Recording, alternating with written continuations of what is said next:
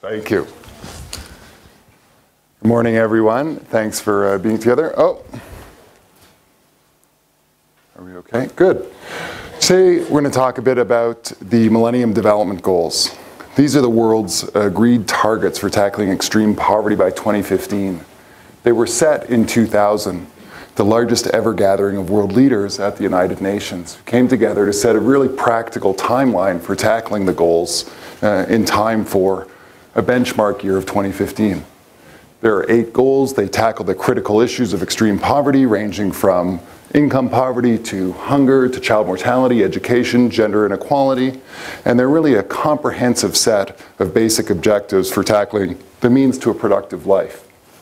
Now, if we think about how the world's done since 2000 and since the benchmark year for tackling poverty since 1990, you see there's 2 basic stories.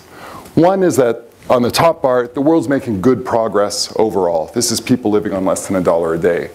But you also see that there are many parts of the world, Africa and Asia in particular, that aren't having as much progress. Now, underneath it all, what do? How do you tackle these goals?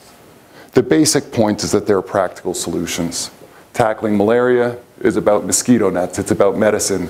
Growing more food, it's about fertilizer, it's about seeds. Cell phones, a huge innovation that have come into the world in the past 10 years, have changed what we can do. They've changed how we can connect.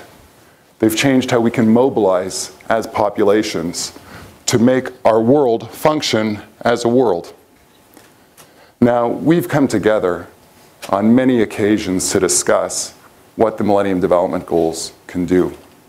In 2005, the leaders of the G8 countries came together and made extremely important promises for the developing world overall and Africa in particular. And they basically promised to double their support to the developing world by 2010. This own forum here at the World Economic Forum had a major call to action in 2008. It had leaders from business, from government, from civil society, from all regions of the world say, we need to actually come together, not just as governments, but as a global coalition to take on very practical actions. Since then, the world's had some problems, we all know.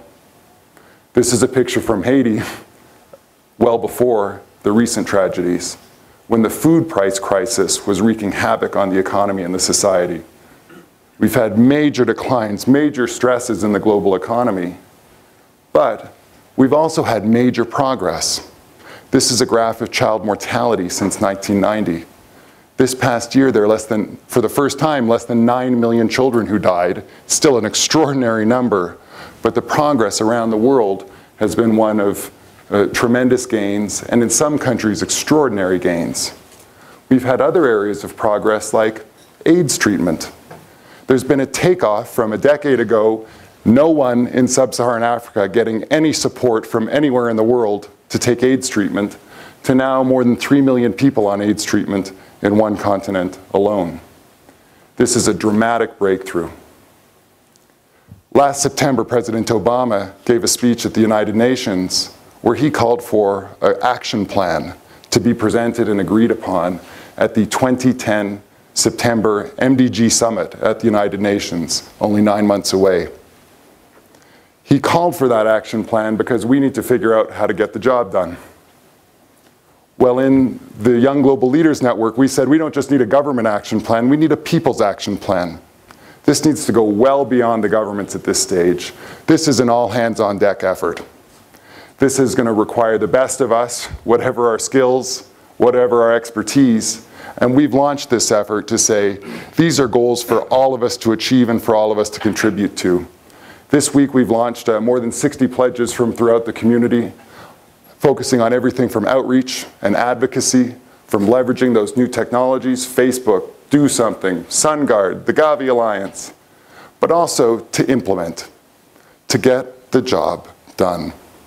Whether it's building a school in Afghanistan, whether it's expanding microfinance to hundreds of thousands and even millions of people, whether it's deworming the world.